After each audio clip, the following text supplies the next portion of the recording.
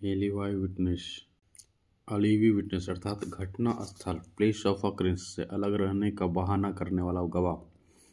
एलिवाई witness अभियुक्त को घटना के दृश्य से अनुपस्थित होने की साबित करता है और अभियुक्त की उपस्थिति को किसी दूसरे स्थान पर उसी तिथि एवं समय में होने की स्थापित करता है। इसी दशा में अभियोजन एवं बचाव पक्ष दोनों ही के लिए एलिवाई विटनेस बहुत ही महत्वपूर्ण तथा विवादास्पद होता है।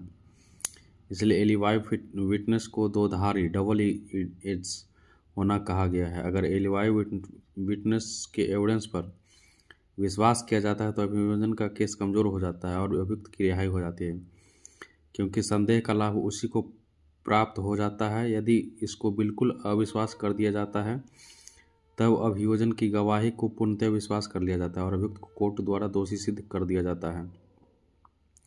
बच्चा गवाह चाइल्ड विटनेस प्रोसिक्यूशन या डिफेंस के केस को पर्दाफाश करने की स्थिति में ही बच्चा गवाह को क्रिमिनल ट्रायल में आमतौर पर प्रस्तुत किया जाता है। 18 है चश्मदीद गवाह अर्थात आंखों देखा गवाह आई विटनेस। चश्मदीद गवाह आमतौर पर एक ऐसा गवाह माना जाता है जिसने घटना को घटते हुए देखा है। चश्मदीद गवाह विटनेस बॉक्स में अपनी जानकारी में घटना के पूर्ण विवरण का बयान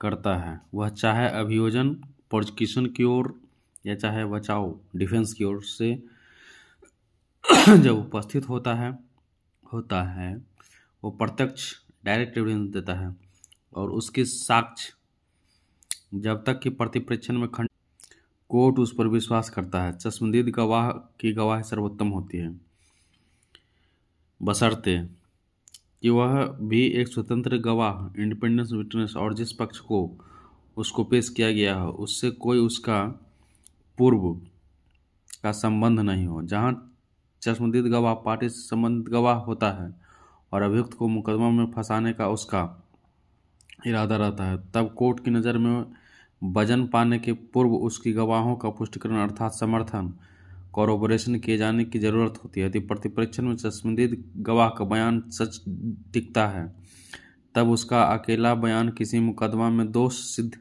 कन्विक्शन के लिए पर्याप्त हो सकता है और तब किसी प्रकार का समर्थन के लिए कोर्ट का कोई जरूरत नहीं हो। जब चश्मदीद गवाह भी मुकदमा में एक शिकायतकर्ता कंप्लेनेंट होता है और उस कथित घटना में घायल